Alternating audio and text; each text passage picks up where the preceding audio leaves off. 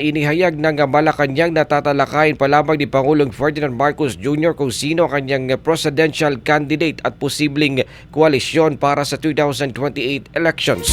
Iginit ni Palace Press Officer Undersecretary Claire Castro, wala pa sa agenda ng Pangulo mga usaping politika para sa susunod na eleksyon.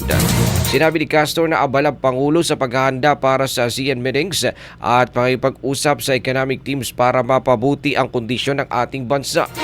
Nang tanungin si Castro kung ano ang reaksyon ng Pangulo sa anunsyo ni Vice President Sara Duterte na tatakbo siya bilang presidente sa 2028, sinabi niya ang isang politiko ay iniisip na ang susunod na eleksyon, subalit ang isang statement ay iisipin ang susunod na henerasyon. Inilarawan naman ni Castro posibleng tandem ni Vice President Duterte at Senator Amy Marcos sa 2028 election sa Powerpuff Girls. Kasabay nito, sinabi niya na hindi pa nila napag-uusapan ni Marcos ang tungkol sa Sara Amy tandem.